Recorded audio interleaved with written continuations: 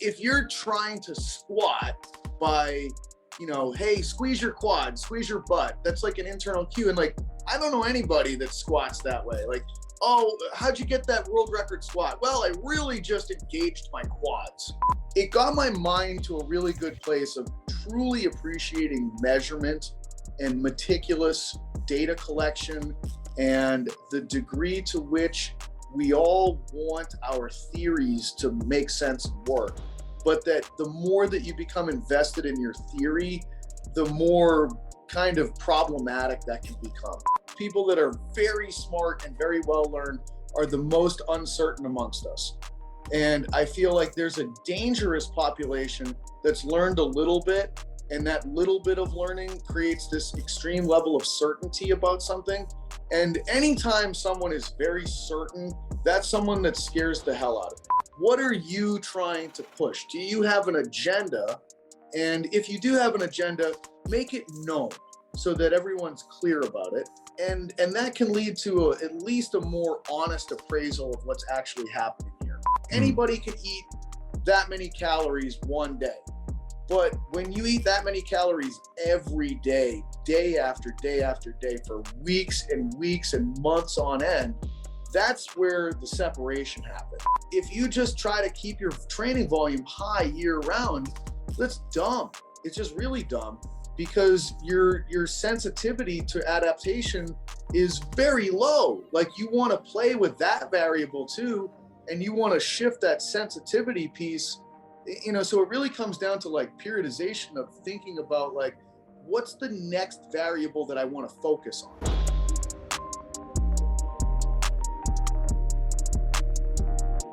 I got it. I literally clicked, got it. Is that what it says? It says got it. It says leave. There's two choices: leave meeting or got it. It's not like yes or accept. It's literally got it. Got it. Yeah. That's fantastic. Zoom wants to be cool, man. It wants to be a little bit different. Zoom wants to be up to date. Yeah, it's 2022. You gotta talk like the cool kids, right? I guess that's what the cool kids are saying these days. Okay, well, you know what? I'll actually use that for the intro because it's fantastic. So, Pat, how you doing, man? I'm doing pretty good. I was trying to mix in "got it" with it, but I was like, no, there's no possible way. Yeah. Well, at least you clicked the button, and we're allowed to record this, and you're on the podcast again. So that's all that matters at this point. I feel like the audience missed out on this great discussion regarding units of measure and temperature and Kelvin, Celsius, Fahrenheit comparisons, but they did get this little ditty on Zoom. So yeah, it's always interesting what goes on before the podcast. You never know what kind of small talk or where it's going to go. And I really wish there could be a podcast of all of my pre-podcast conversations. I think that would be the best podcast that I've ever done, quite honestly. I often regret the fact that I don't record right from the get and then, cut it later on. So maybe I'm going to have to start. That should be what happens. Just immediately the person is presented with leave meeting or got it. And then it's all about, because yeah, like that intro stuff is so odd, and I love odd things in life. I would imagine you're probably the same, just this appreciation for like these very sort of eccentric oddities, like all of these random occurrences and things that people feel forced to talk about in small talk. We talked about the weather. That's perfectly appropriate for small talk, isn't it? It is perfect small talk. I will say it is a transitional point in the year. It's like March is the ultimate schizophrenic month, I think, where it's just like, it really has no idea what it wants to do. It's like, I'm going to go, well, I can't it's hard for us to have this conversation because of the Celsius Fahrenheit barrier. Yeah. It's a big barrier. US, I feel like in the US, we are the only damn country that utilizes the old English method of units of measurement. Mm-hmm. And it's like, that's never going to change, I don't think. And we're just kind of like, for the rest of the world, we're like, man, screw you guys. We don't even want to have a decent conversation about how far things are what kind of temperature we're dealing with. We're just going to be on our own island on this front. Yeah, it's funny. I was in trades when I was in Canada and working with pipe fitting, and because in Canada they use the metric system, but all the supplies, most of the supplies came from the US, so everything was an imperial. So you had to learn everything in inches and in centimeters. Right. So it was quite an interesting experience. I can't say that I remember much about. I mean, I know I have a rough idea of what an inch is and how to put it against 2.43 centimeters, man. Well, how do you know this and then you don't know what 10 Kelvin is, Pat? Well, because I feel like you can just go outside and feel what it feels like and be like, oh, it's pretty warm. And you generally, across the board, everybody knows what that is. You know what I mean? It probably means it's like 63 degrees Fahrenheit. And yes. I don't know what that would be to you in Celsius. So to you, what is pretty warm? And I'm going to have no idea what that means numerically, but I bet it's the same damn temperature. Yeah, you know what? And I'm gonna Google it right now just so that we're set on the matter. But I would say pretty warm, 18 Celsius, I would say, is starting to get okay. And yeah, like springtime, that first day of spring where you're like, oh, this isn't terrible. It's like pretty decent out here. What did you say, 63? I said 63, yeah. Yeah, 64.4 is 18 degrees Celsius. This is what I mean. We don't need to do that because we have a general sense of it. But in terms of like distance things, it's, I think, a little bit tougher. Mm-hmm. So you have to have like more of a specific number that you're basing it off of. And then the Brits use stones, and I have no clue what that means. Stones is great. It's like measuring people's height in hands. Like, what are we, horses now? Like, this is madness. Yeah, it's pretty bad. Well, I'm glad we extended the small talk into the beginning of the podcast. Again, it's great to have you back on. For something here. I think we really solved for something, though. I think so. That here's a new rule that we can work off of. Okay. The more that information is communicated through somatosensory rather than purely visual information, the less that you need a unit of measure to be helpful in the description.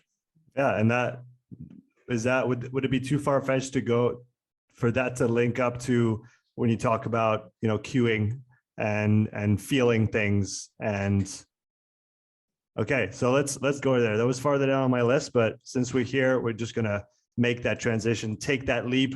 I heard you talk about internal versus external cueing on a podcast recently. So can you maybe give us your thoughts on the matter?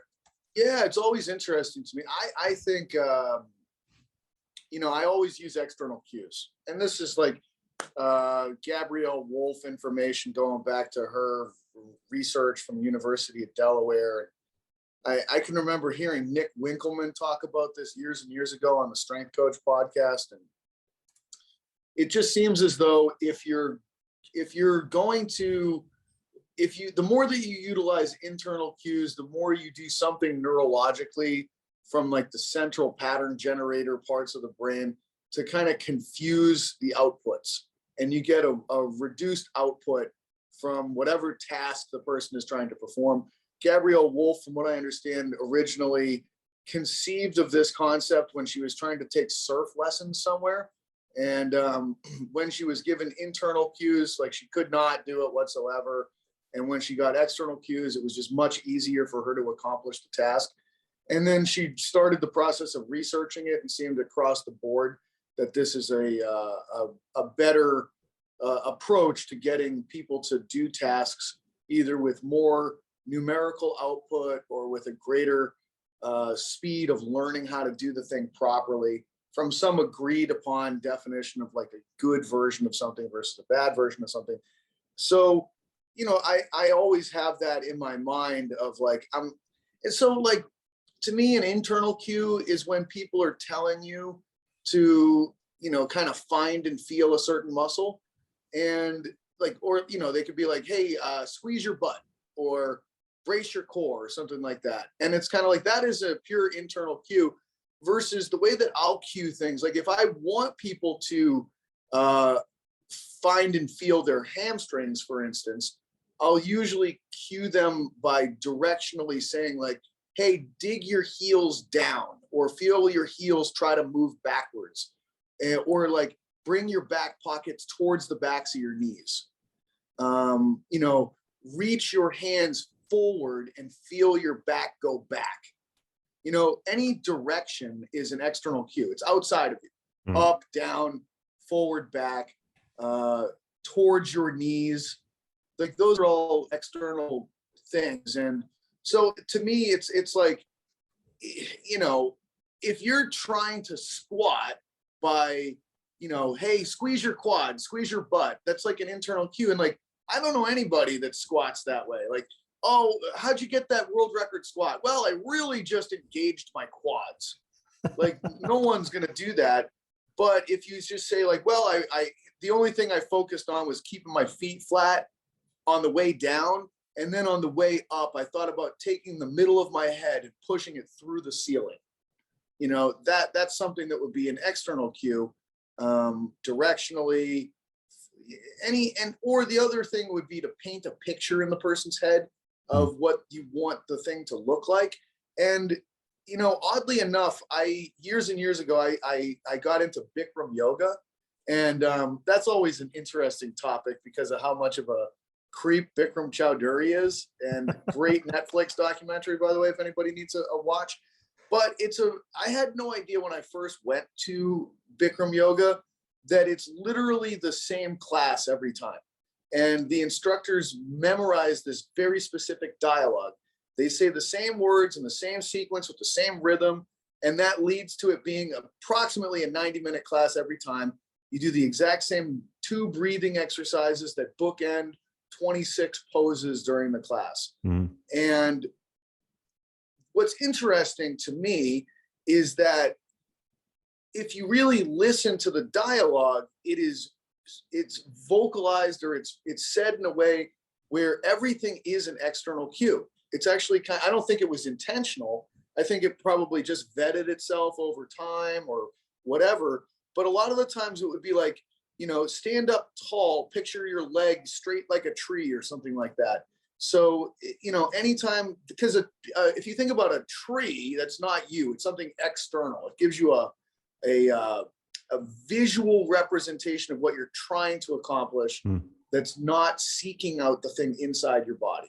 So to me, those are avenues that I go down with it when I'm trying to talk about cueing for exercises. And if I have to resort to saying like, well, first of all, I just never resort to saying like, squeeze this muscle. To me, that's just as internal a cue as you could possibly get, and never is going to be the approach that I would go with.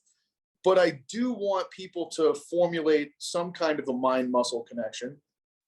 I just want them to arrive at it by moving their body into positions.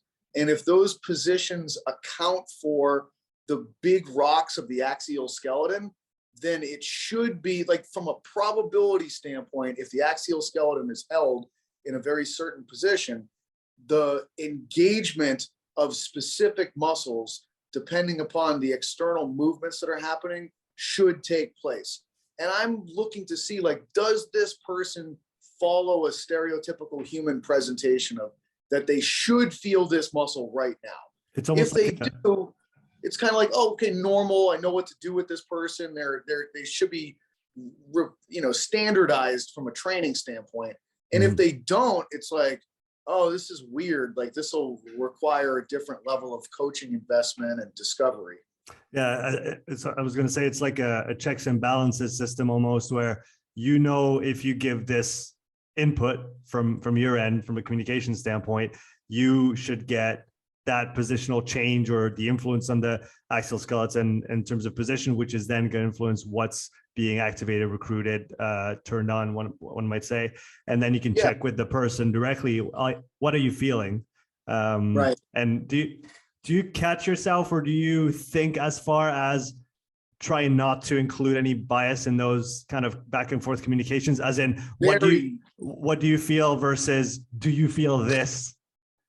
Very much so. Okay. Very much so. Because first of all, I really am aware of bias and confirmation sorts of things. And so I really do my best to avoid anything that would feed into that, because it's just it's a low tier approach. Like I want to make sure that if something like, I don't want to obscure reality. You know what I mean? I don't want to impose something that actually obscures reality and what this person is actually experiencing, because you can feed so much into someone's brain. Like, so many people just want to placate and make you happy. And they're looking like, what does this person want from me? I want to do a good job. I'll be a good boy. And it's like, I'm not interested in that. I'm interested in what's actually happening in response to your position relative to gravity and the relative positions of your bones with one another, and what kind of physiological response I'm getting here. Like, that's what I am curious about. And I certainly don't want to influence the feedback that I'm getting from giving this person the impression of what's good or bad or anything else. Because to me, it's like, this should be happening. And if it's not happening, that's very valuable information. And now it's useful to me because I can potentially problem solve for this person. And I use an algorithm that I've created to try to problem solve and move backwards from like levels of, or, feeding things into the activity that will increase the probability that I should get a standardized response, and essentially seeing how regressed do I have to go to get a standardized neuromuscular response to skeletal position.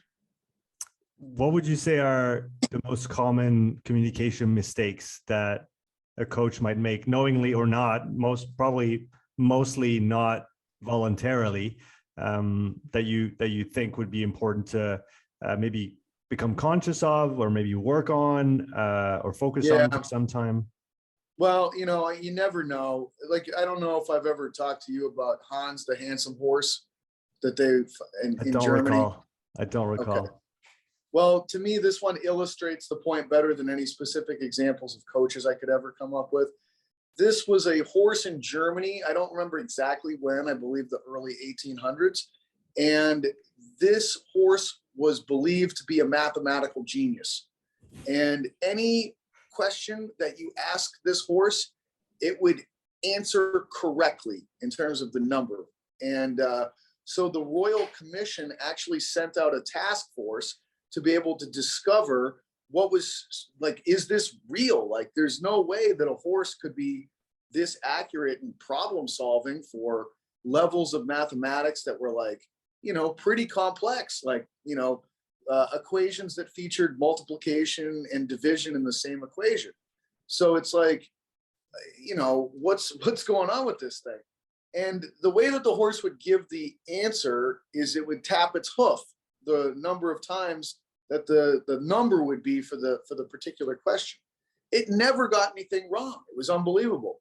So someone, after it wasn't like this was immediately discovered. Someone finally put it together that the horse was so good at reading body language from people that it tapped its hoof until it could pick up that people were getting more excited about, like, oh my God, this horse is getting pretty close to this answer. And then somehow it would recognize exactly when to stop based upon the body language it was getting from the people. And they pulled this apart because they basically just put a blindfold on the person asking the math equation. And that way the horse wasn't able to read their body language. They tried to take away, I don't remember everything, but they took away some of the sensory information of the person asking the question. And they just remained kind of stone-faced. The horse had no idea, never got a question right when it couldn't read the body language. So if you are, you could utilize this in both directions as a coach. I think that, if a horse can do that, people pick up unconscious information too. Like, we are very good at recognizing what people want.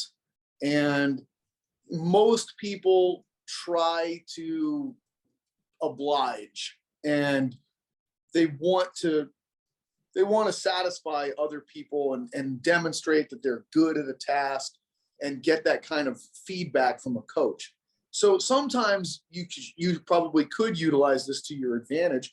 And I would think that the more that it's speed and power oriented or like output based kinds of things, you would want to utilize this to encourage people to give you that kind of effort. You know, but again, like even I could see it at different phases of training. Like in the beginning, you might not want to do that because now you might be encouraging them to give you too much effort. You know, where if they actually back off and don't, you know, if the program says, hey, run these 20-yard sprints at 80% effort, and you demonstrate that you're excited because they PR'd, like you should probably demonstrate like, that's not what we're looking for here, you know? And if they actually coast through the run, now you get excited. Hey, that was great. That was perfect. That's exactly what we're looking for. I don't need you to be fast today. I need to be fast 6 weeks from now. Yeah.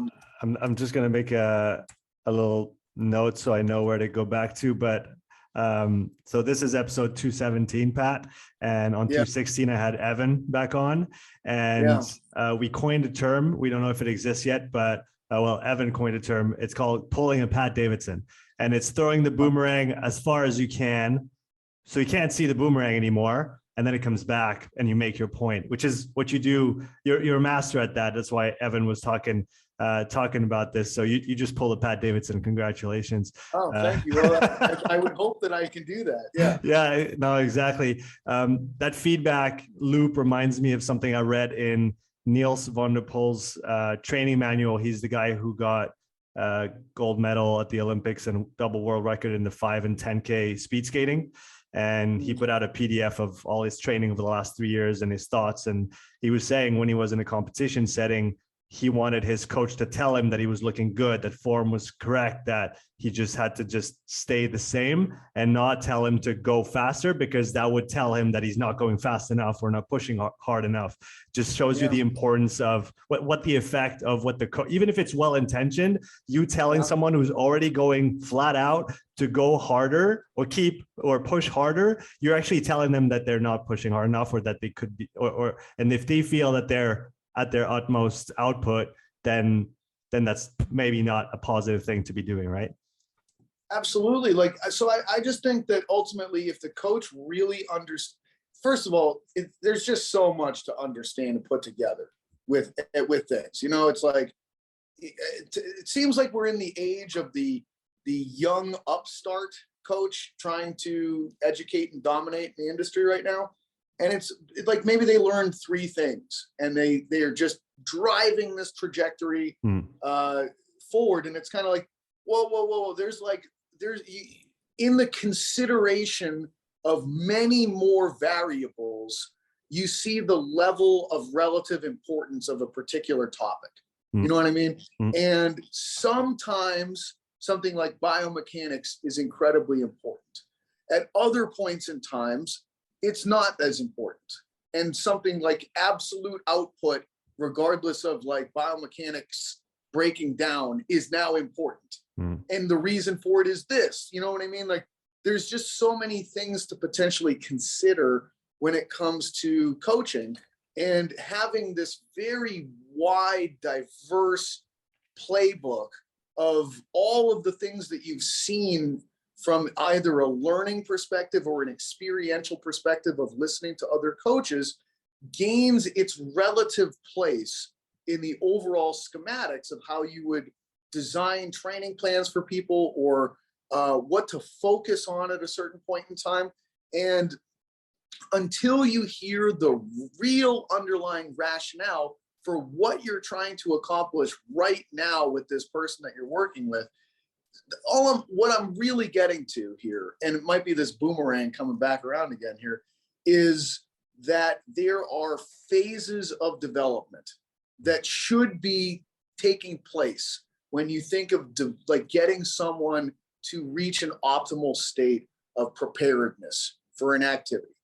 And at different phases, there are things that are the highest point of the hierarchy of which variable is there right now.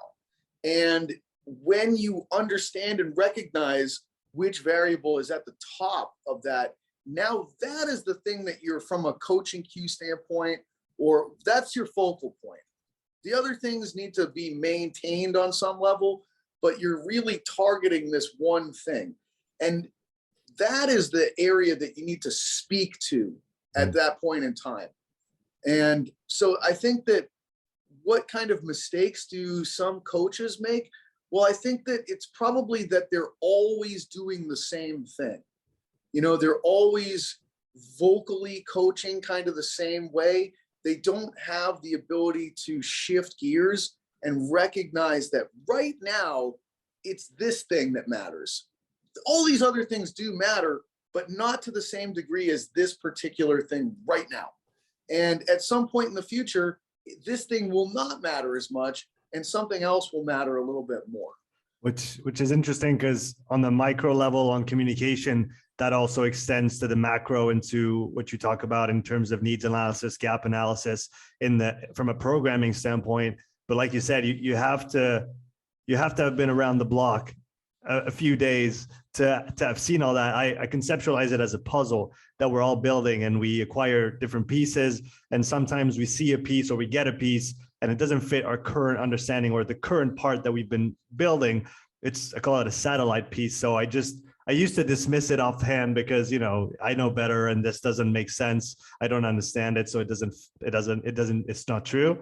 But now I just put it on the side and say, okay, I don't have the tools to bridge the gap between what I know now and what this actually represents, but it'll probably come in handy at some point down the road. But it takes a while. I feel like I felt the most comfortable with what I knew and what I could apply when I first started coaching. I came from, I had done some rugby at a fairly low level. I did some weightlifting. I thought that barbells could cure cancer, and that everybody should back squat, deadlift, and bench. And that, bands were for morons, cable machines were useless, body weight was just not interesting enough, and dumbbells were just not as good as barbells. And then I just went through that journey of like exploring what different protagonists in the industry have been talking about, learning, oh, it's a kettlebell. Oh, what does it use like? Why would you want to favor this tool rather than the other tool? And again, talking about different tools and where do you apply them? But I feel like it took me, I don't know, I'm still not there. I'm still in the process of finding more things to make sense of everything, to then be able to contextualize what piece goes where with what person at what point in time. You're one of the people that has, I would say, influenced me the most when it comes to reading outside of strength and conditioning. And I feel like it's really brought me a lot in terms of just understanding the world better. I would say it's not too far to go, but I would say that it's important if we try to understand the specific task at hand. Having a broader understanding of things also usually transfers and helps. Maybe a little bit like general competencies into specific competencies. Do you target your reading outside of strength and conditioning, or do you go by what you enjoy, what's in the moment, what you maybe find on a whim? Or do you have a specific kind of train of thought when it comes to exploring topics outside of strength and conditioning? I think that it's mostly based on what I need at this point in time in my life. Mm-hmm. That I go with. And so, like for a while, I was just in a very basic science reading standpoint. Like I would just read anything that was kind of like, almost like the history of the scientific method. Mm-hmm. I actually really enjoy, I enjoy, first of all, like I have a degree in history. That was my undergraduate degree. And I've found that to be incredibly valuable because it paints the way that we got to where we are now. And like, when you discover that, a lot of things make perfect sense as far as the outlooks that people have, and a lot of the biases and the motivations and everything else. So I've really enjoyed books that get into like the history of, like a book that I read that I really loved was I think it was just called The History of Doctors. And it was fascinating. It got into all of like the you know, like Joseph Lister was chronicled in it, and he's like the person that ultimately discovered like microorganisms and the way to be able to combat that. And he might be responsible for saving more lives than anyone in the history of the world. You know, it went into the person that created the John Hopkins surgery wing for cancer, and or just in general, I can't remember if he was cancer or surgery. The thing that I particularly remember about this man is he's basically the father of all modern surgery, but he was a cocaine addict and a heroin addict. He solved his cocaine addiction with heroin addiction. And it's like, he was just a functioning opioid addict for the majority of his entire career. It's like, how the hell did this guy pull this off? He was a junkie, you know? But ultimately, it, like, to me, it just kind of, it got my mind to a really good place of truly appreciating measurement and meticulous data collection, and the degree to which we all want our theories to make sense and work. But that the more that you become invested in your theory, the more kind of problematic that can become. You know, you can lose yourself in your theory and your desire for that to come true and to come to fruition. And that really, it's like, you know, numbers are such the key player. And if you allow the numbers to ultimately tell you their own story and simply be a vessel for what the numbers are trying to say to the world, and a conduit to try to communicate what those numbers mean, you're probably of the highest level of value. You know, and then just simply from like an organizational perspective, in terms of trying to make things as useful and utilitarian as possible, like defining, organizing, standardizing. And if you do those things from a productivity standpoint, that's really like what leads to tremendous usefulness of any kind of a thing that you would be working with. So those are such like, those sound like such basic ideas, but there's different levels of appreciation for those things. Like, how many parts of your life are you actually like are completely obscured from being able to appraise with any level of accuracy? Almost like, you know, I think like a really good scientist would be very fearful of contamination of a experiment of any, you know what I mean? Like, if anything gets in there on any level, it's kind of like, oh, it's contaminated. I can't really trust this data. I don't know what this means at this point in time. And I just look at so many people come to these conclusions based upon like such low level kind of information that they're receiving. And it's kind of like, to me, that's just like that's a really problematic viewpoint to go with. Like, collect a lot of data, look at it over time with the least amount of, you know, in like emotional registration that you can. And if you are having an emotional response to something, just acknowledge that that's happening and just don't respond to it. Detach yourself from it and continue to just collect information. And after you've emotionally responded, detached, done that maybe 3 or 4 times, now you can begin to think of what this might mean to you. That means we not to accept mistakes. Pat, how do we do that? How do we accept mistakes? Well, live long enough.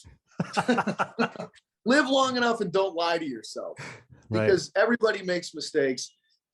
Everybody has, you know, we're all human, you know what I mean? And but to me, like, accepting, like, and the other thing is, once you've got a working model, like, you gotta come to the realization that other people have completely different working models that might be just as good, but are so far removed from yours that it's like, just look at it as it's fun to explore other people's working models. And it's not even a threat to yours.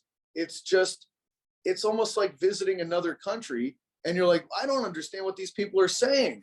That's fine, but they do, and it's working for them. Yeah. You know, their currency might be different. Their food is different, but that's like the fun part of being on this planet, is like, there's so many things that are different and that seem to work.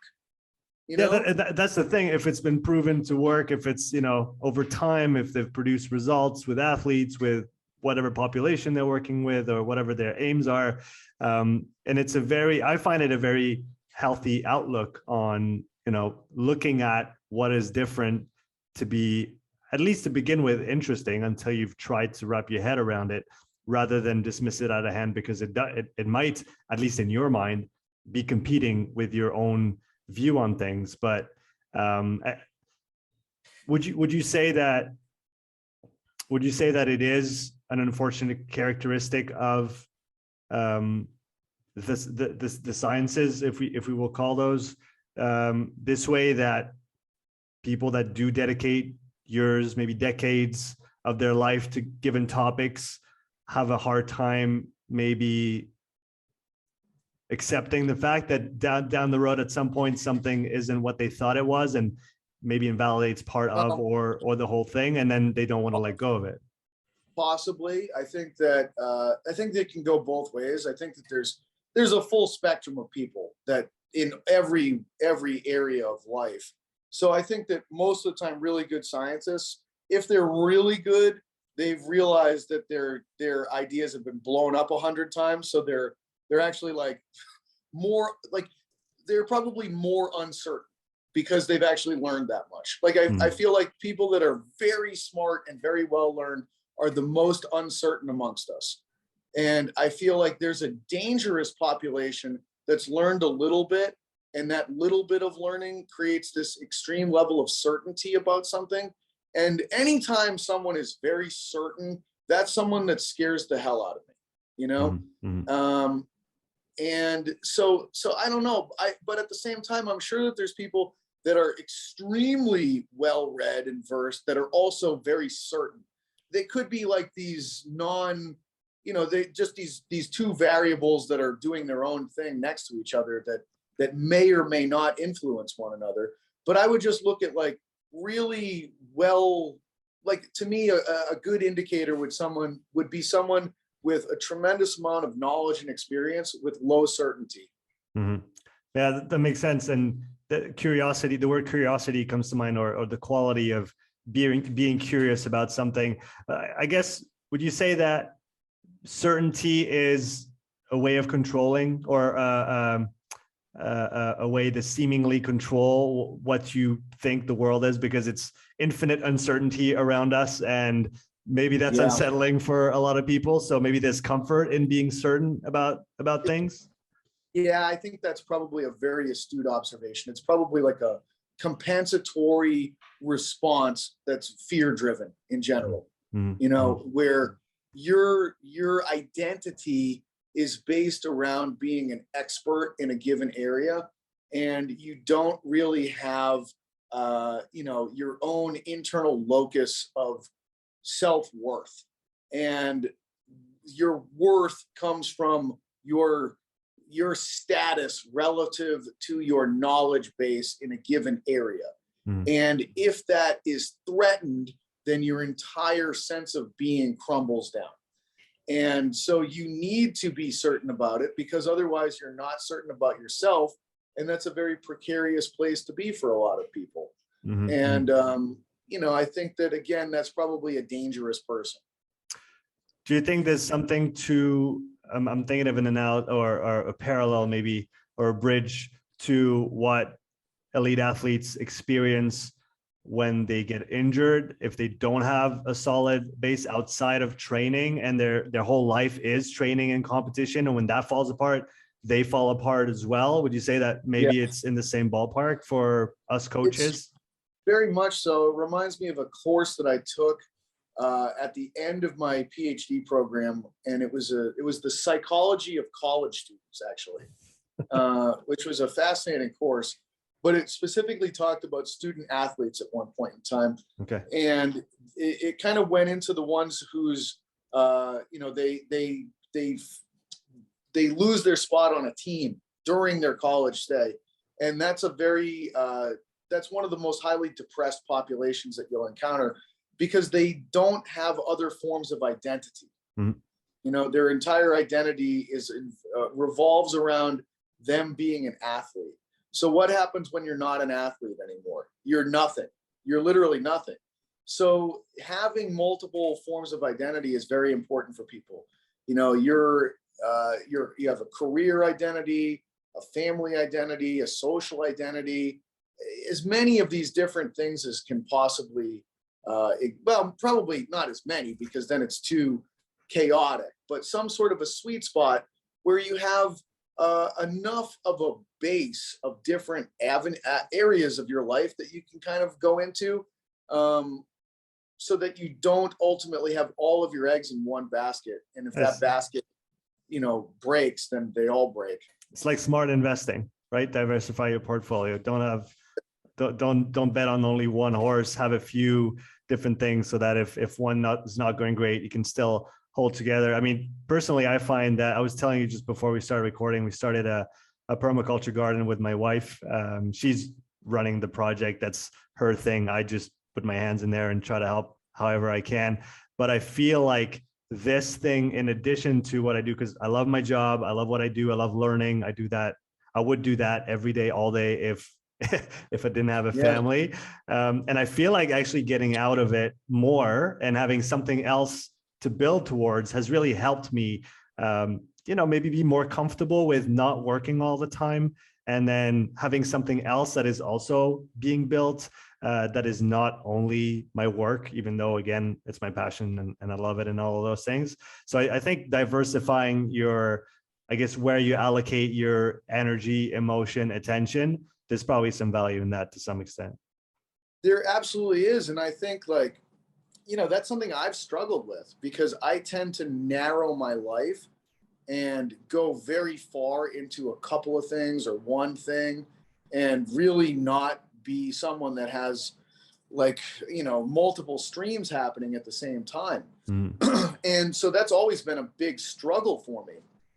And I think that a lot of the reason behind that is similar to what's already been identified, that it's a lot of fear-based things. You know what I mean? I've always struggled with social stuff, to tell you the truth. And it's not that you know, so what happens when people struggle with social things? Oftentimes you get a couple of different responses. People just simply, you know, I think everyone just in our species in some way, shape, or form wants to be around other people. Like there are introverts and extroverts, but even introverts need to be part of something.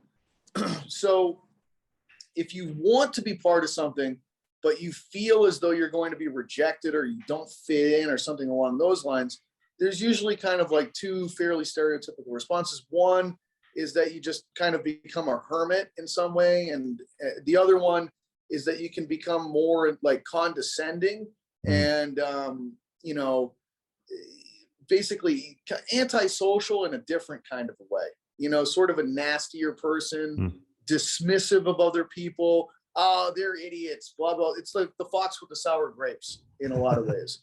And it's kind of like, well, this is just an indication of someone that wants to be social, but it's not working for them. So they're trying to make sense of it and not put the blame on themselves. Rather, you know what I mean? So to me, I always struggle, like I've struggled with social stuff. I just have never really felt like, oh, I'm like really fitting in and being a part of something. And I'll have the tendency towards dismissiveness of other people. And it's a way of trying to save my own identity internally.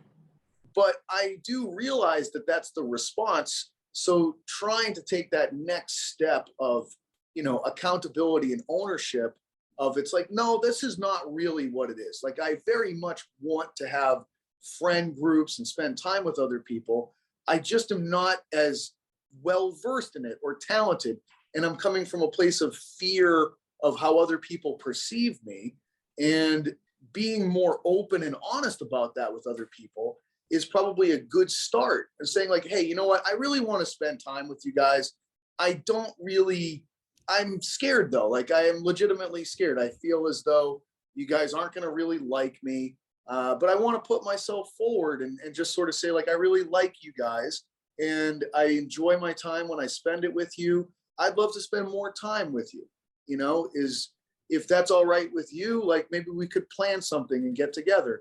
And most of the time people are pretty responsive to something like that. They recognize like, wow, this is someone that's really trying to take steps to get to know me, and they're opening themselves up, and that makes me comfortable. Maybe I'll open myself up to them and say, hey, don't worry about it. We all have those same kinds of feelings. Yeah, we'd love to get together, you know?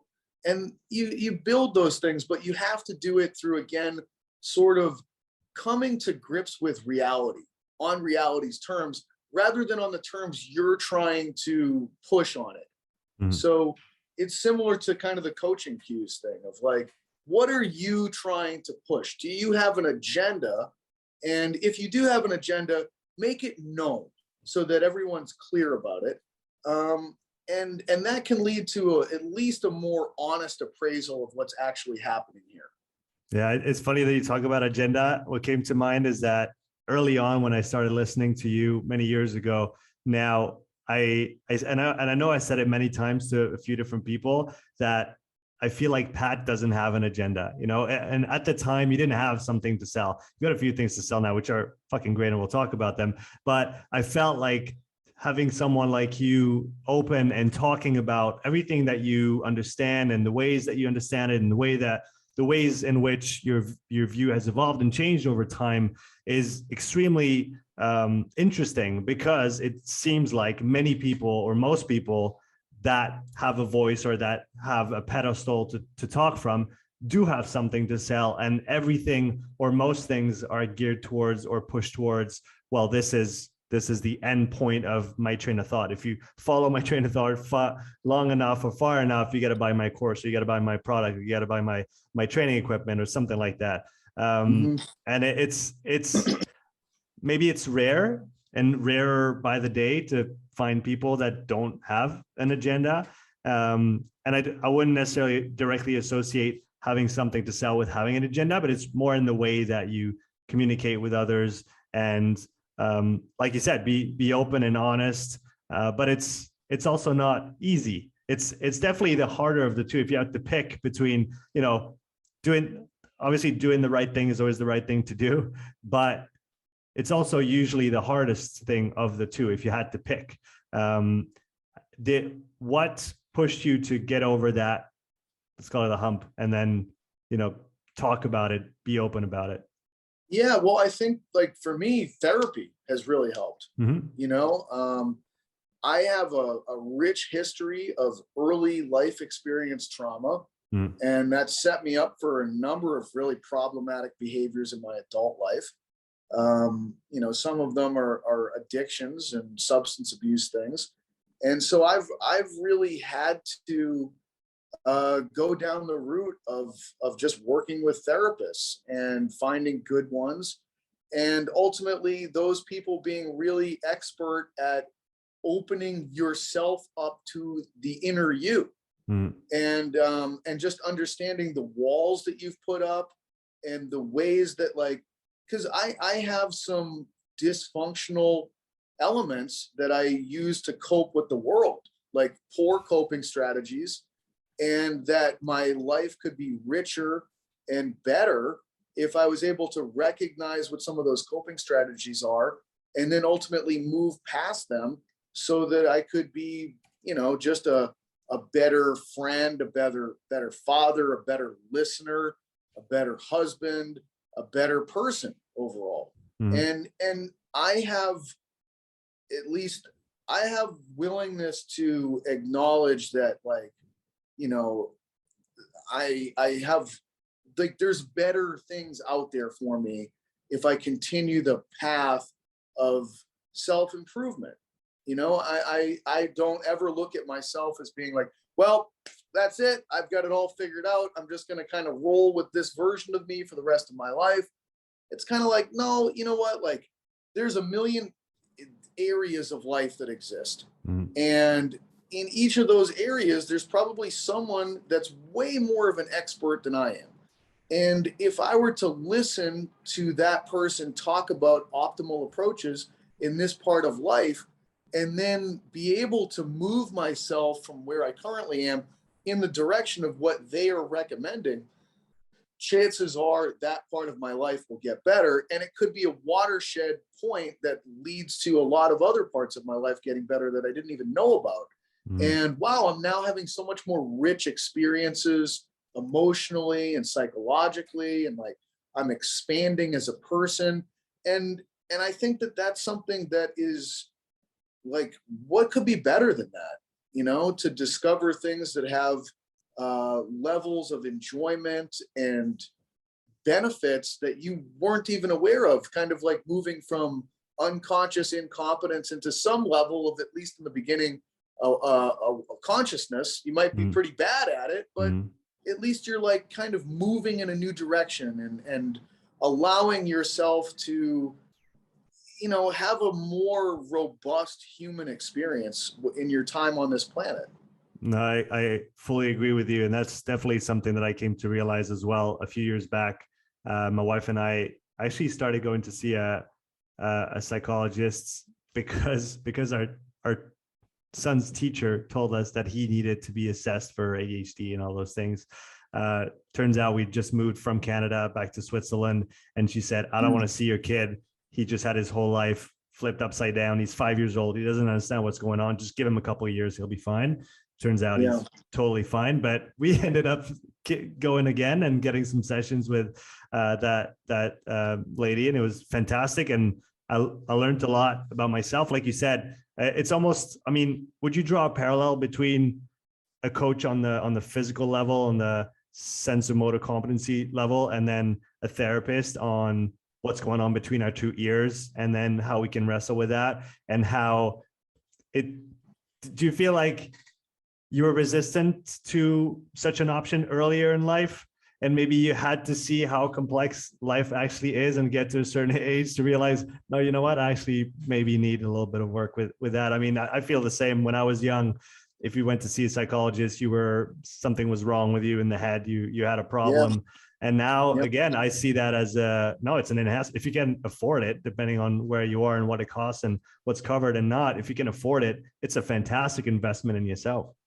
It really is. I can remember being in my 20s and kind of almost living by the credo of fuck your feelings, you know, and, that worked for me at that time.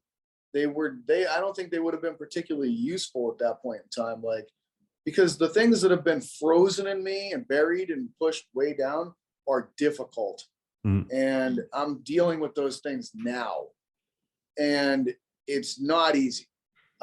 In my 20s, I had to do a lot of stuff in terms of just doing things. I had to get degrees, I had to work relentlessly. And that's a good time of your life to set the stage. I wouldn't have even had the financial capabilities to make that kind of an investment at that point in my life. Like, Mm. I just needed to set the stage for myself in some ways. And now it's almost like some of the dysfunctions in my psyche that allowed me to be a workaholic in my 20s, they come back in different ways as you get older. And then like the shit can hit the fan. And then it's like, well, now you got to deal with a lot of this stuff. And it, symptomatically can present in different ways. But like, what's actually going on underneath there? Can you get down to the roots of this stuff and pull it out by the roots? And if you can, hey, guess what? Now you can actually start to be the kind of person that you really are, that you were bottling up with fear and compensation and attitude and all these other things. And you know what? Like, you're going to be able to participate in reality on reality's terms with less of your own, walls and masks and everything else that you use to hide from it and hide yourself from other people. And that's scary. It really is scary. It's like jumping off of cliffs without knowing what's on the other side of that cliff. Maybe it's a 2-foot drop. Maybe it's a 700-foot drop. I'm using the imperial system again. But like, what's on the other side of this thing? And do you have the willingness to just go for it and allow yourself to be ripped open, to really explore like what makes you tick? And that's terrifying. I don't know if anything's more terrifying than that in some levels. It's funny because I was actually, I was talking with my therapist about social anxiety. And I was identifying what would be the scariest possible thing for me, you know, and quite honestly, it would be going to a nightclub in the city, you know, like to me, going to a nightclub in New York City actually sounds like the scariest thing I could possibly do. It would be so far outside my comfort zone. And she was like, well, what about it? Like, describe the things that sound scary to you. And I'm like, well, you know, everybody would be, you know, the music would be loud. There would be a lot of people. Everybody would be dressed really fancy. She's like, well, what do you picture the people? I picture everyone. First of all, I am short, so everyone would be taller than me and spilling drinks on me. But it's really kind of like, it's again, such a, I'm not good enough to be around other people that are comfortable. They're so comfortable with themselves that they can just have unbridled fun, you know? And to me, I'm like, I don't understand this place. What's the point of this thing? You know, what are we trying to accomplish with this place? And it's like, nothing's trying to be accomplished here other than people feeling good about themselves, feeling as good as they possibly can, looking as good as they possibly can, dancing and moving the best they possibly can. Like, that's the point of it. And it's like, when you feel really bad about yourself on the inside and all the way down, and that other people are going to look at you and find you to be embarrassing or reprehensible, like that's really where I feel on the inside. Like, if other people really see me trying to be the best version of myself outwardly, I'm embarrassing. I'm embarrassed for myself. I don't want to be seen. I don't want to be present. So I'm going to label this experience as like, oh, they're just a bunch of whatever, you know what I mean? Like, negative viewpoints. Like, it's just people that want to go out and do drugs and get drunk and like be promiscuous and blah, blah. And it's like, that's just me protecting myself, you know, rather than me being so comfortable with myself that I can first and foremost identify like, yeah, I'm terrified of looking bad in front of other people. And I'm terrified of your opinion of me and your opinion of me and everyone else's opinion of me. But you know what? Like, I think that is rooted in a historical thing in my brain rather than reality. And so, you know what? I don't know if, you know, I'm going to give it a shot. I'm going to go out and I'm going to see if I can find the best clothes for me to look apart in a different level of societal interaction than I've ever participated in. And I'm going to go out and I'm going to be uncomfortable. And that's fine. I'll just openly admit that I'm uncomfortable and see what happens regardless. It's funny when, you know, you have such a funny is maybe not the term, but interesting how you have such a huge level of tolerating discomfort when it comes to training and putting yourself through hardship day after day, because you know this is what is going to get you to where you want to go. And yet on other aspects of life, that might not be the case. And did you try and channel some of this drive that you have for training and discomfort in the weight room, in the gym, on the track, into those other areas of your life to some extent? Well, it's always interesting with that. You know, it's kind of like, because those things are my own form of control at a certain point. You know, like, those are the few areas where I feel like I'm of value. You know, like, hey, for whatever reason, even when I was a little kid at the worst of times, you know, like, hey, I'm embarrassed of my family members on a really high level. You know, like, if people find out where I come from, no one's going to want to spend time with, you know, but regardless of that, you put a ball in my hand and I need to throw it, and people are gonna be like, holy shit, if you let me hit something, it's gonna pop. If you put me out there on a court or on a field or something like that, it's like, well, this guy's got it, you know. And I've always gotten positive feedback from that kind of thing, and I just went into that more and more and more and more and more. And even training in some ways is this solitary thing where the social pressures aren't there for me. You know, I was actually kind of thinking about this because I was at the track on Monday by myself, and there's other people that are at a track, and I feel totally fine. And I'm like, why do I feel fine here? I bet other people would be like really terrified, like, oh, am I wearing the right workout clothes? Am I going to look bad when I'm running? And you know what? It honestly just gave me a different level of understanding of other people when it comes to exercise too. Mhm. Like, you know, I've got this very sophisticated knowledge base when it comes to training. I have zero knowledge base when it comes to, you know, going out in the city to like fancy places. I'm terrified in those environments. Other people thrive in those environments. Yeah. It's not even scary for them. Like it's where they feel so comfortable and confident. And I don't know what their attitude towards me as a newcomer would be. Mhm. If they've really matured, maybe they would be recognizing that and like encouraging.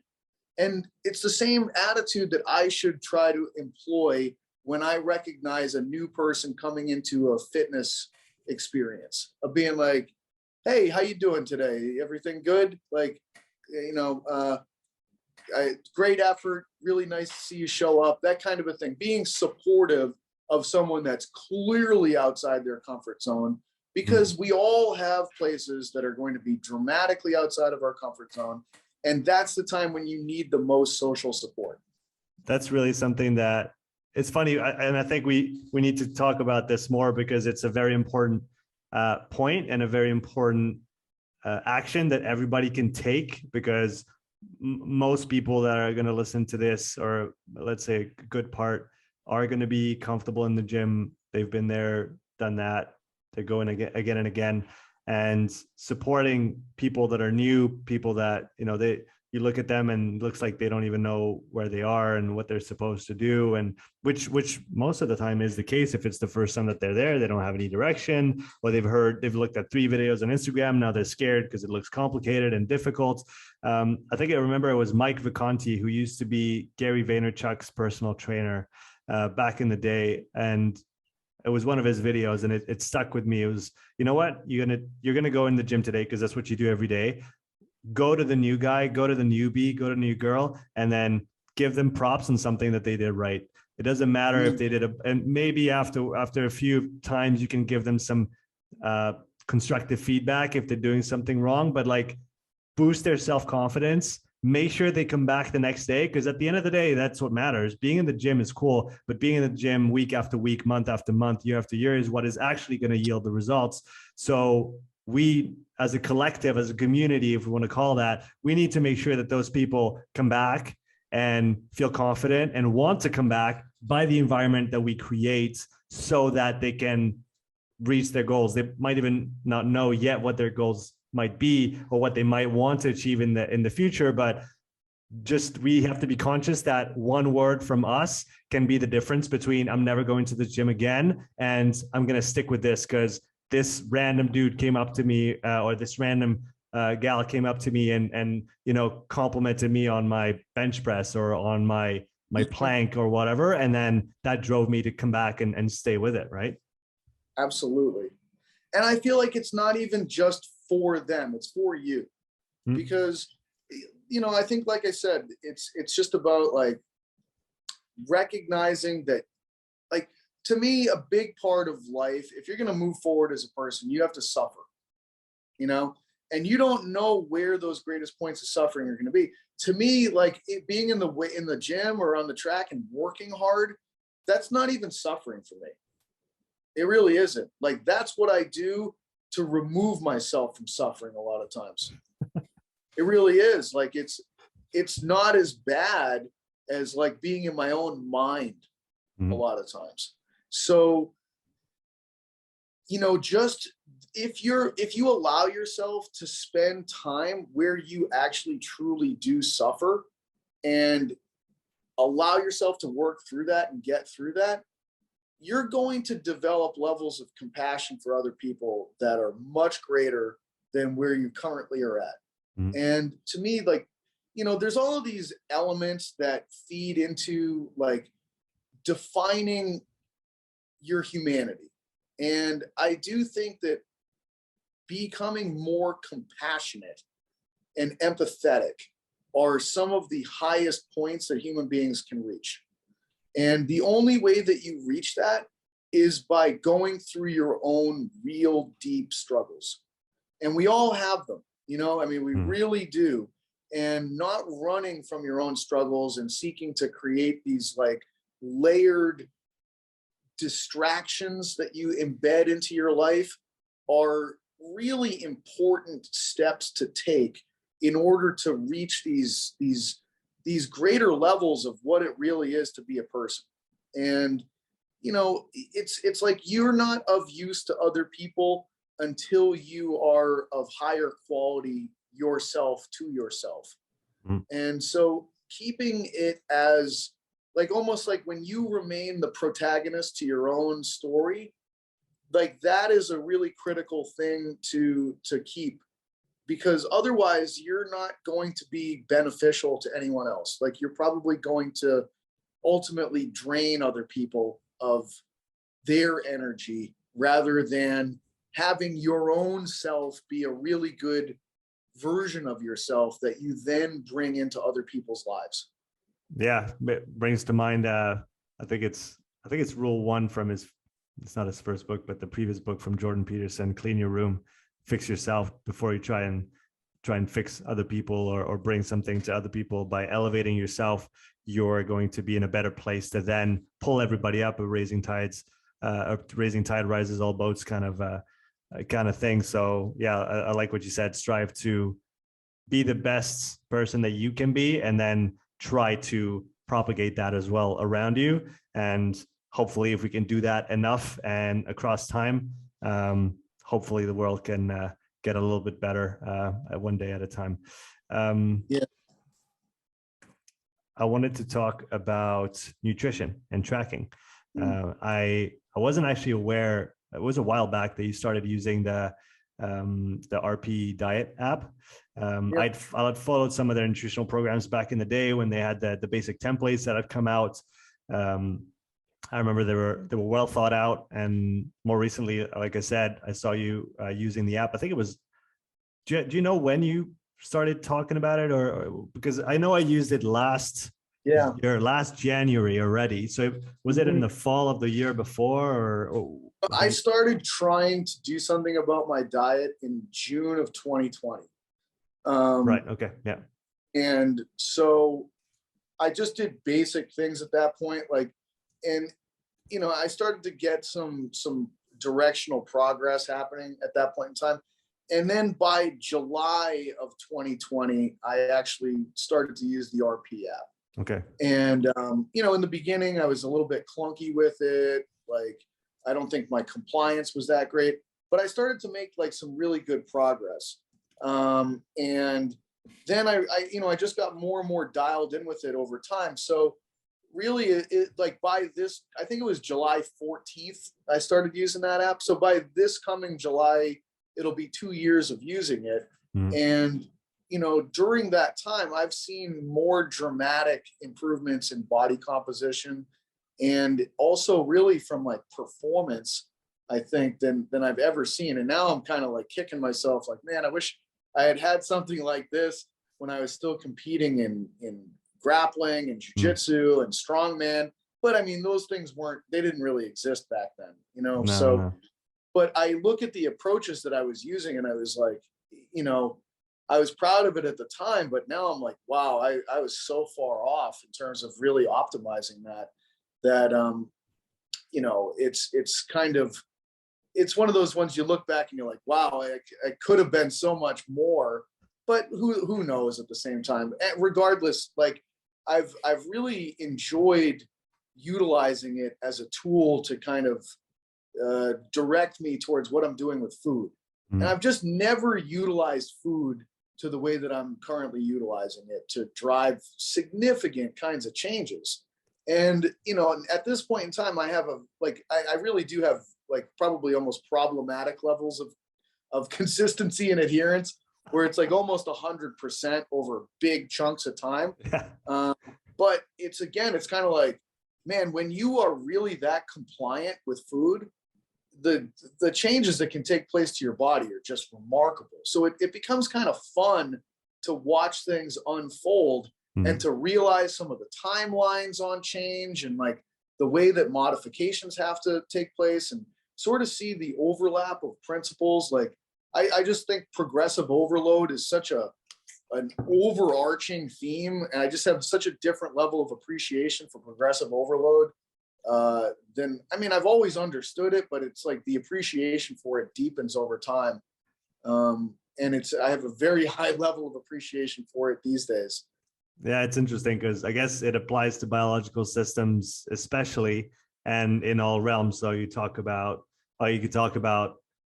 in the exercise context. You can talk about it on the nutritional side. I know you posted about this fairly recently on your Instagram. I guess the same could be said about tolerating different levels of complexity and maybe even danger, or thinking about special forces, for example, where you don't start day one, to go through hell week kind of thing. You build it up, and there's a process, and that's progressive overload as well. And that's kind of the peak. That's the density 2 weeks of, let's see if we can survive this. And then you come out on the other side, and everything after that is much easier because you kind of survived that. Yeah, I think it's a great app. I think it's easy to use. By the way, this podcast is not sponsored by Renaissance Periodization. They just, their stuff is great, man. I read their ebooks back in the day, and just to understanding the principles of nutrition, and because really what they just did with the app, props to them, by the way, but they took all their basic principles of nutrition and then made them in a user-friendly format so that you could apply it day-to-day, meal to meal, and then know where am I now? What is my goal? How much do I have to drop per week in terms of body weight or calories per day or per week? And then how do I organize my food around my activities, my training? How do I distribute my macros? And really following that pyramid of that is really great in their ebooks, of really what is the base. Base is caloric balance, and then obviously you need your macros, and then there's timing of macros and supplements at the 5% at the top. Most people think about this first and foremost, when it's the last thing you should literally be thinking about. But staying and on even food composition, you know what I mean? That comes before supplements, but it is, like, in their model, less important than calories being the biggest, and then macro ratios coming second, and then composition of the food following that. So it's like eat clean or whatever. It's like, well, are you, like, if you're eating clean but your macros are not in alignment with what the goals are, well, that's actually not as beneficial for you. Like, exactly. And it's that came to light to me in the ebook that they wrote. I think it's called Eating for Health, or it's something like that. And they go through the research, and they actually don't list the references, the scientific references in the ebook, because I think it would have doubled in size, something ridiculous. So they made special pages on their website to list all the scientific references. And they talk about exactly that. Essentially, if you're overweight, you just have to lose a damn weight. Like, there's obviously, we can talk about, maybe eating better food is going to be better. And that's probably a good argument to say that it will, but at the fundamental level, if you lose 10 kilos, if you lose 20 kilos, 10 pounds, 20 pounds, 30 pounds, you will be a healthier human being, and then kind of take it from there. So if the decision tree is at, but I don't want to give up my shitty food because I like it and makes me feel good inside, then you don't have to. You just have to cut how much of it you're eating. Yeah, and then you could lose like 3 stones and you could be doing much better. I saw your smile. I knew you were coming back with something. So it really is, it's wild. You know what I mean? And like, I've used it very successfully from both like fat loss and also like periodizing your approach as well. Like, I was able to match my training with my dietary approach for fat loss, where I was doing a lot more in the way of, like, for me, that, like, to me, I look at my training as, like, in the warmer months, I spend more time on the track and I do more in the way of fat loss. I try to maintain muscle tissue, but it's if I'm going to run, it's beneficial for me to get as lean as I possibly can. It just takes some of the stress off of my skeleton and my joints to be able to run with lighter weight, but still having the muscle mass for the propulsive elements.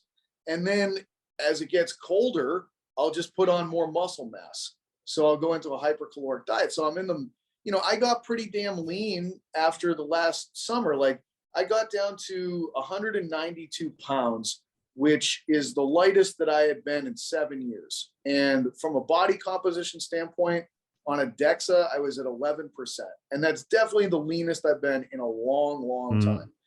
And what it did, and I don't think anyone understands some of the science behind it, but when you are at a lower body fat percentage level, you have some kind of a physiological setup to be able to gain muscle mass more effectively with a surplus diet and volume-based training. It's like a p-value seems to be the thing that you're looking for. And I don't know everything that goes into the p-value. I'm sure that people that are listening would be more familiar with that, but you want to keep your p-value in a pretty decent place to be able to have you be in a very good environment for muscle mass acquisition. And, I've got 6 weeks more on a 22-week muscle gaining protocol that I'm on right now. So that would be what, I'm finishing up week 16 right now. And I've gained 18 pounds over the course of that, which is an enormous amount of weight to gain. And certainly I've put on some fat, but not a dramatic amount. And the amount of strength that I've increased over that time. But again, I've been almost 100% compliant on this diet for 16 weeks now.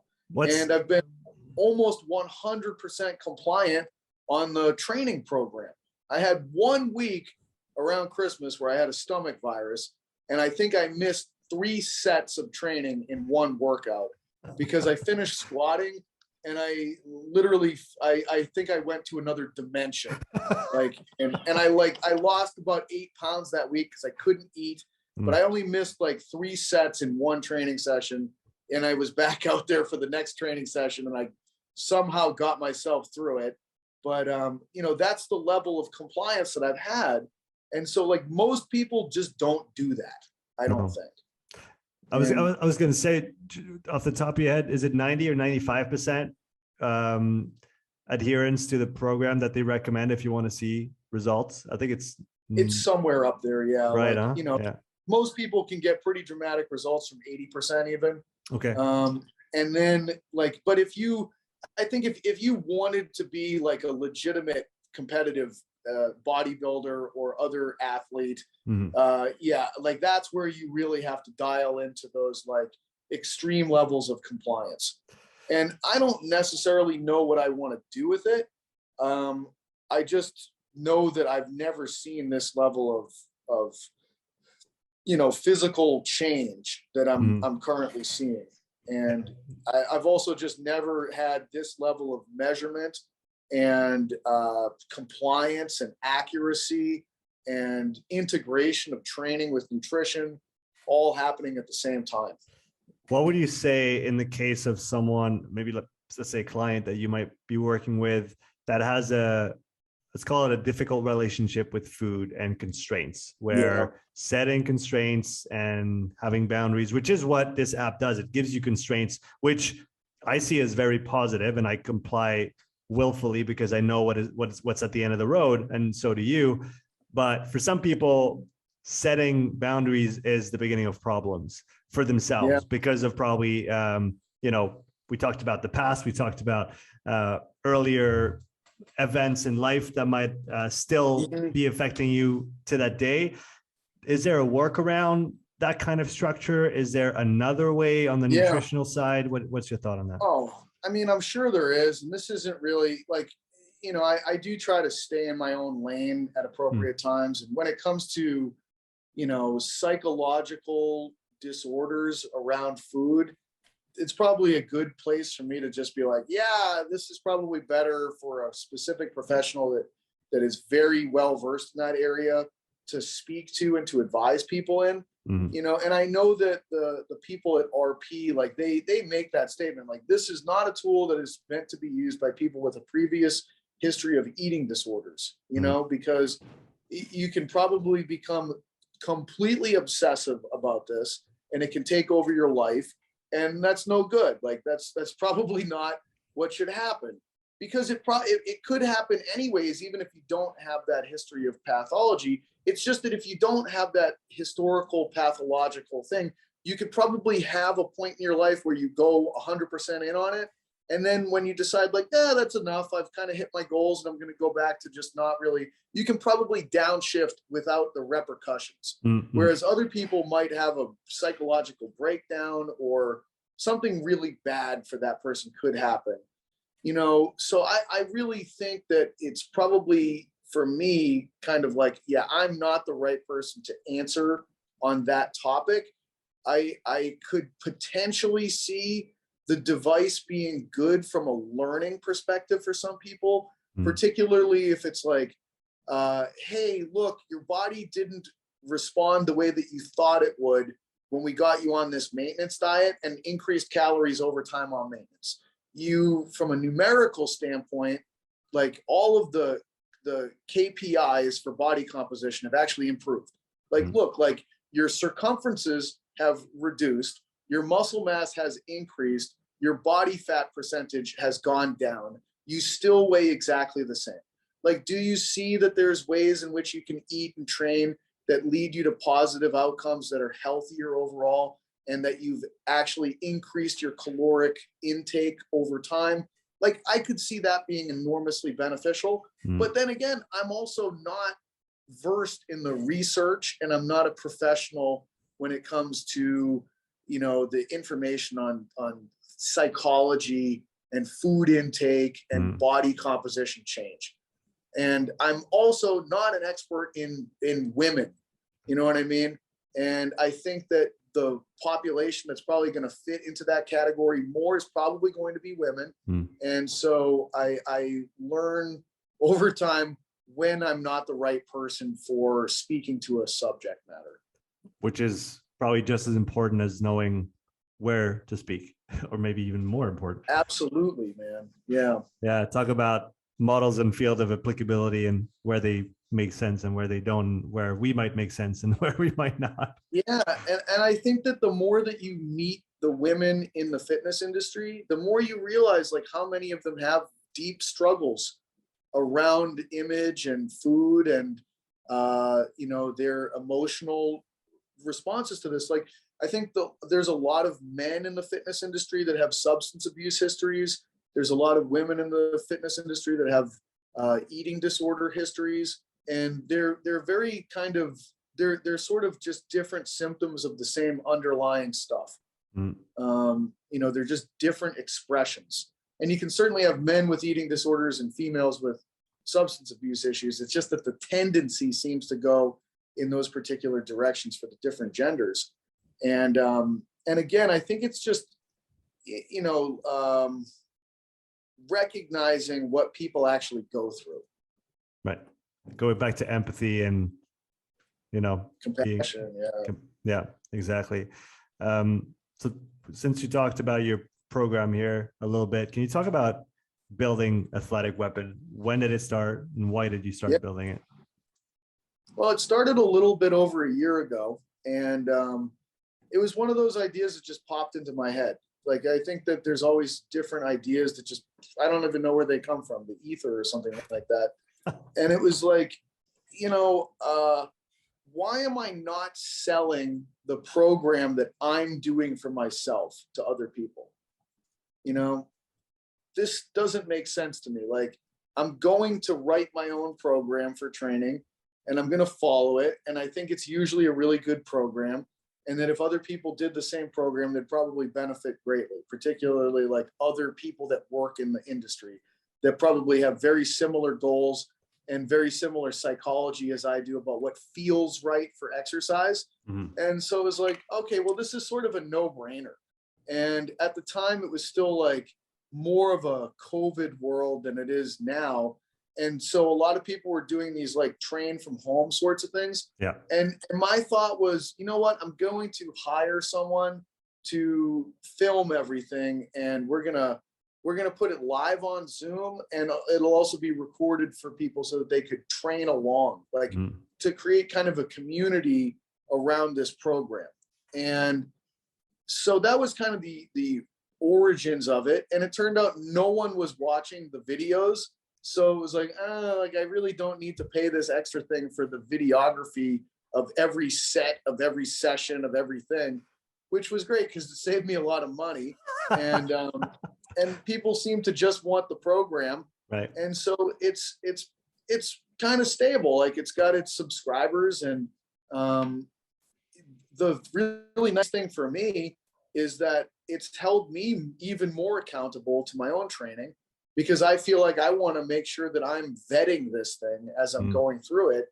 And so right now it's like, yeah, it's like if people subscribe to it, they would get over a year's worth of training programming. And, you know, right now I'm in the 5th block of training. It was kind of like block 1 was sort of this like well-rounded intro program. Block 2 was like gearing up very much to be able to go outside in the summer and follow a track program. Block 3 was 20 weeks of a track program, basically, with some lifting, but the focus was on running faster. Block 4 was a very short maintenance block, and block 5 has been this 22-week hypertrophy block that I'm currently in at week 16. And then it'll probably cycle seasonally, because I live in a colder region where it's like lift and get jacked in the wintertime and then run fast in the summertime, and maintain your muscle mass when the focus is on running, and maintain your elasticity when the focus is on lifting. So that's kind of the thing, but ultimately every phase is its own little animal, and you know, you need some variation from the preceding version, but generally speaking, it seems to be kind of going in that direction. And all I can say is that, like, you know, for me, it's been, you know, I use my own program design as an avenue to channel everything that I've learned. You know what I mean? Like, how am I going to construct it? And my history and what I'm currently reading and learning all feed into that stuff. So it's, a lot of things have been very interesting, because they're like my interpretation of like what I've gotten from a lot of the RP books from a hypertrophy standpoint, and trying to build sets over time. And like right now, you know, this week I'm doing 24 sets per muscle group per week. And so it's just like, it's just crazy. Like I looked at the total number of working sets that I did last week, and it was 203 working sets of resistance exercise. Which is just an ungodly amount. But, you know, it progressed. Like week 1 was nowhere near that. Right. It was 10 sets per muscle group per week. And I would just say, like, the amount of growth that I've had from a muscle mass standpoint and strength increase, it's been crazy. Like it really has been. And you know, I try to document what I'm doing with food. Like, so when I give the product, like people get a PDF for every 4 weeks, you know, and I'll try to explain everything that's currently happening.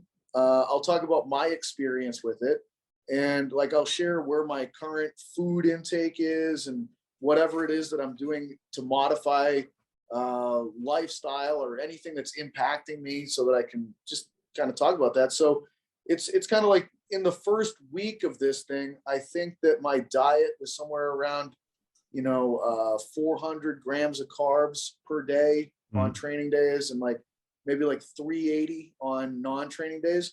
And right now it's up to 620 grams of carbs on training days, and 550 grams of carbs on non-training days.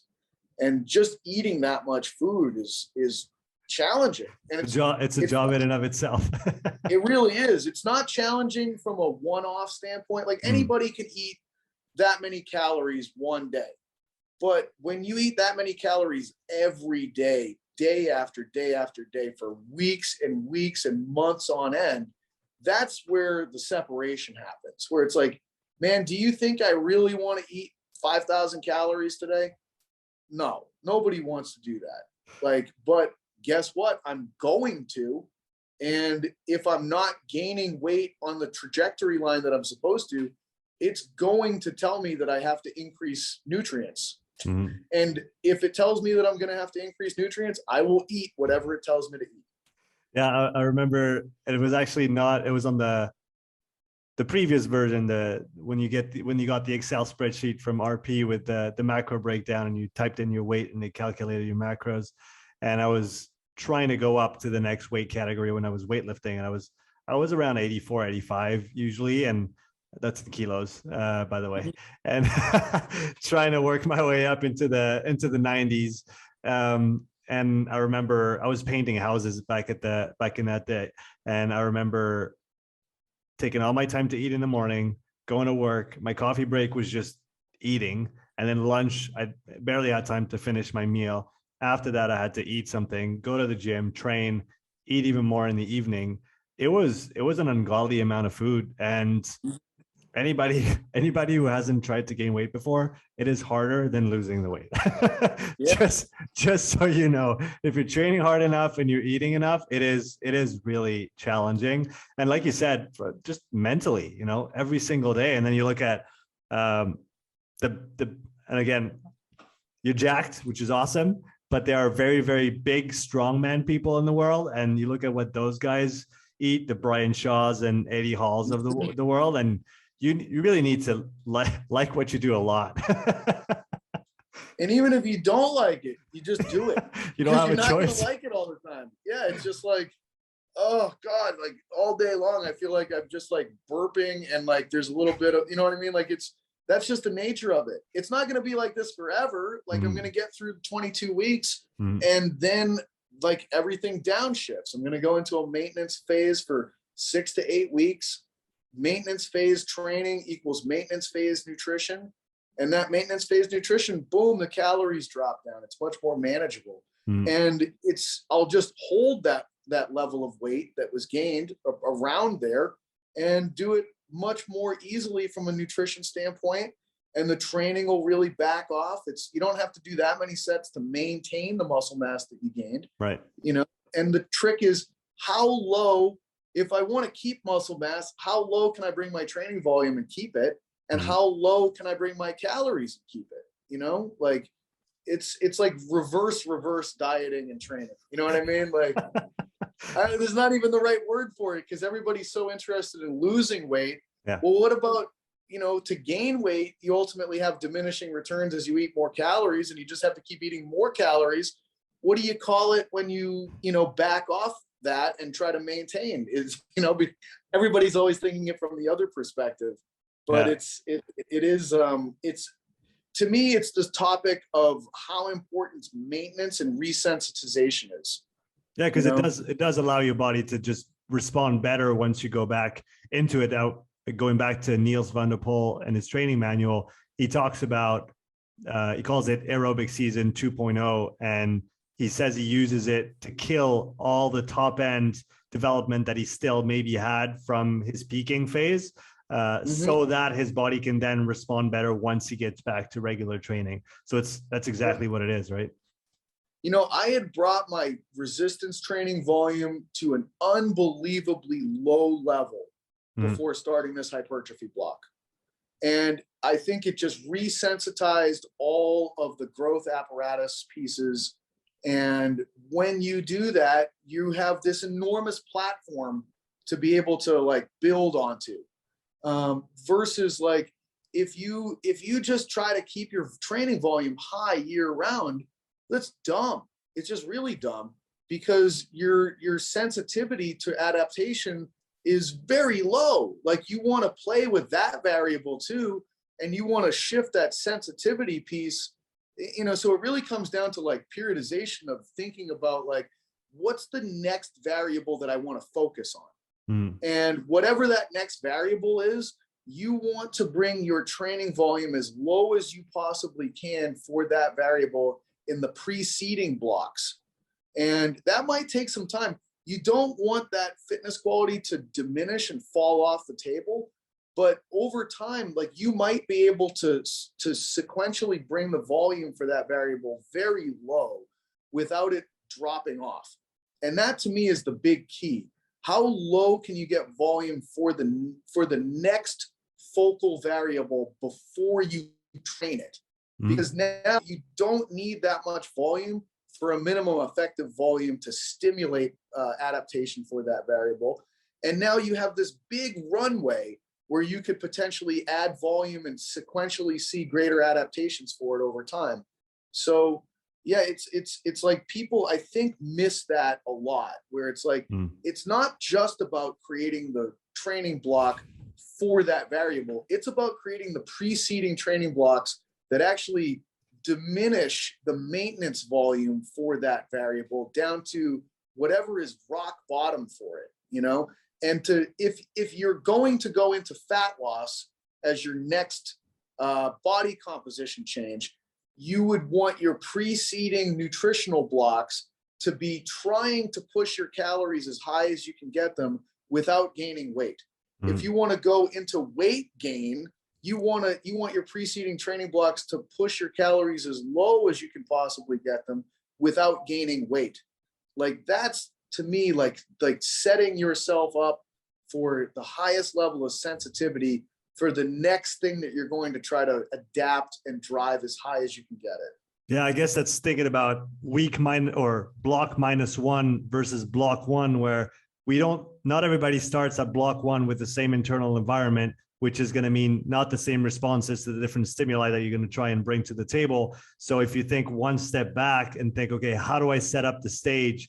Because I guess the best stimulus is the one you haven't had, or you haven't had in a long time, you haven't had much of recently. And so you can optimize for that, like you said, in the preceding block, so that you can lead into it just with a much better chance than, or with all the right things in the right places for the work that you're going to put in to bring the results that you're looking for.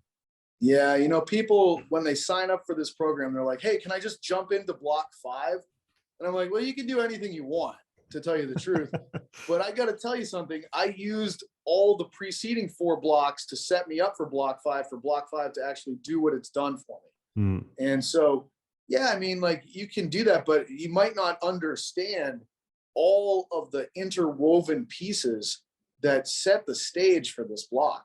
And, you know, to me, you might just be missing out. Like, the short-sightedness of things is oftentimes the problem. Like, how deep can you make your scope of vision so that you can, you know, start at the right place and set the groundwork to be able to go to the farthest place. I love that term, block -1. I coined it just so it's it makes it like, because everything's relative, you know what I mean? Like, yeah, exactly. It is relative. Like, the likelihood of success for what's happening right now is built on the framework of what took place before. Yeah, that's well synthesized. To finish off that, I want to talk about your certification, rethinking the big patterns. I've said it many times on many of our conversations before, but I was fortunate enough to come to your seminar in Vancouver years back. It's great to see that it's now evolved into a certification. So from what I've seen, you have your book that you released some months ago that forms the basis for this certification. So for people that might be interested in the certification, what's the process to get there, and what are they going to get out of it? So, I mean, you're being too humble, I think. Like, you weren't just an attendee. You set up the whole seminar, and you were largely responsible for the success of that seminar. So, you know, I need to set the record straight there. Appreciate it, Pat. You allowed me to just come in and teach. And, you know, it taught me a lot about how important the host is for things. When the host is motivated and wants the information, it's a great seminar. When the host is just kind of there, it doesn't come together as well. So, you know, that was a big reason why I feel like that was a very successful experience, was your input on that. Appreciate it. And so these days, the current state of evolution of this thing is that it's a 5-level model. You know, you could be a level 1, 2, 3, 4, or 5 rethinking the big patterns coach. And level 1 occurs when people go online and take the introductory seminar and pass the introductory quiz. And it's all the background information on the topics. And that's in place so that when people go to the seminars in person, that we can just do the hands-on stuff. Right. Because there's so many different realms of training that I want people to get exposure to, that it's, you know, I used to try to teach it all in one seminar in one weekend. It just was impossible. And so, you know, I divided up the different elements of training into 3 primary domains, which are athletic patterns, resistance patterns, and control patterns.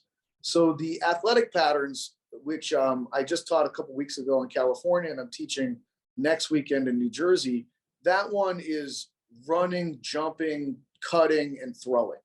So I'm able to have 2 days where I can teach each of those elements at a much higher level so that people can get reps in at learning how to nail everything from the perspective of running mechanics on starts, accelerations, top speed running, medicine ball throws in all 3 planes, how to progress those appropriately, Olympic lifts and plyometric training, and then agility drills. And, you know, it's like there's a million seminars that you can go to where coaches just, hey, we're going to do some agility drills, like, you know, we're going to side shuffle, get low and shuffle. And it's like, that's not the point of this seminar. The point of this seminar is that there's an algorithm that you follow that tells you what should be the starting place for where these drills begin. Like, there's a logical place if you follow these 10 points of progression and regression, that if you just think about them, they tell you what the first exercise is that somebody would do. And if you start with that exercise has the highest probability of someone performing the concept with competency. And to me, that's the most important thing. If you start with competency, it builds in a priori knowledge for the person to apply to all future versions of what those drills can become. Now, when you get into the topic of competency, this could be a nebulous kind of a thing that people talk about. But I provide a binary set of definitions for what actually is competency for exercise. And it's based upon sagittal plane, frontal plane, and transverse plane elements, where I try to break down the essential nature of what those planes are all about, based on the actual construction of the human skeleton and the way that the segments of the skeleton create the constraints of movement that are as close approximations of reality of space and movement as we can get to.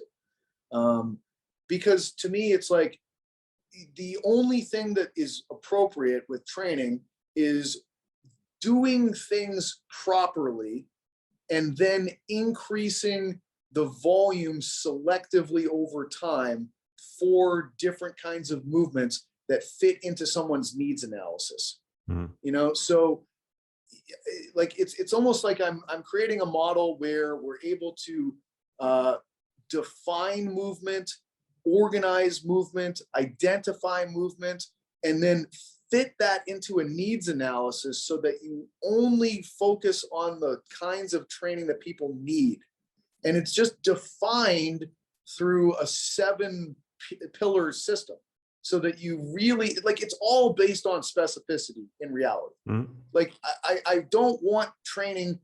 The purpose of training is to create specific functional and structural adaptations to an organism.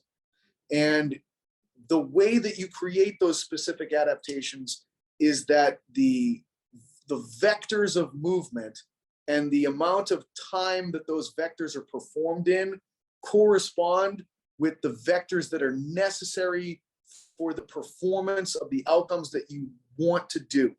You know what I'm saying? Like, and so I need to get to the point where I exactly define trainable movement so that I know exactly what I need to put into your program design from a specificity standpoint.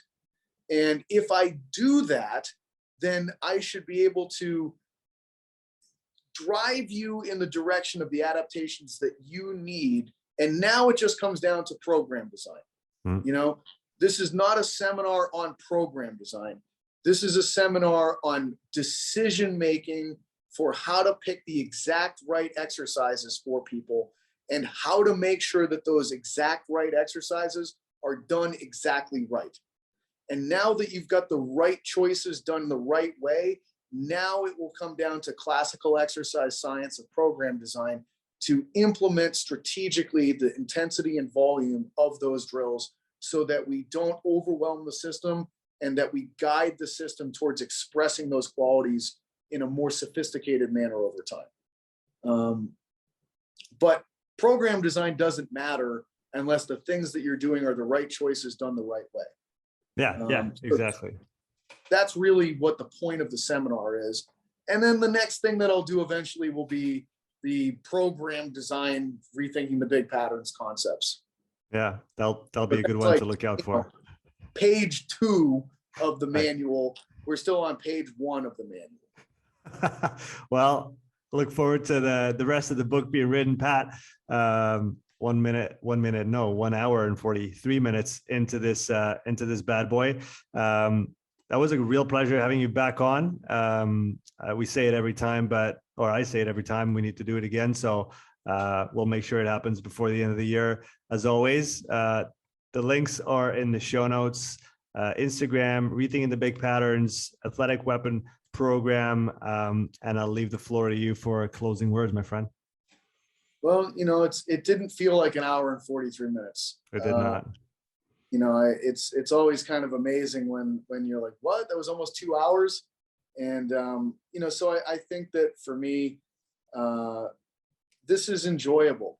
It really is. Like when we're able to allow organic conversation to go where it needs to go. Mm-hmm. And it's funny that like, it doesn't matter what the medium is. We're on Zoom. We're on, you know, we each have our screen that we're looking into, communicating with each other from different parts of the world. And it doesn't really matter because I felt very much engaged and that this was a great kind of back and forth with both the receiving of information and the distribution of information. And that's just a pleasure to me. It really is. And the fact that there's going to be other people that are going to listen to this and hopefully it comes across to them and that they're able to get something from this, both from the standpoint of like useful information, but perhaps even just kind of like enjoying the dialogue. To me, that's just a really nice thing that could take place. So I'm very grateful that you're able to set this up and that you think highly enough to have me on here again. It really does mean a great deal to me. Yeah, man, the pleasure is shared. It did not feel like an hour and 45 minutes, and it was very much of a fun conversation. I think at the start, when I started the podcast, I had a very hard time letting it be an open conversation. And I haven't done it, but I'm scared to go back and listen to our first episode together. I must have been Mr. Robot with my questions. So I feel like, you know, the more, practice, right? So you just have to do it more. And episode 217. So we're just getting started, but we're getting a little bit of practice. So thanks again, Pat, for coming on, and looking forward to the next one. Absolutely. Thanks for listening to this episode. If you would like to support the podcast, please take a few moments to leave a written review and a 5-star rating on Apple Podcasts. If you want to watch this episode again, you can find the full video recording on my YouTube channel. You'll also find hundreds of hours of free content, all my podcasts, my thoughts of the day, structured presentations, and more. So don't wait, go subscribe, and I'll see you in the next episode. Take care.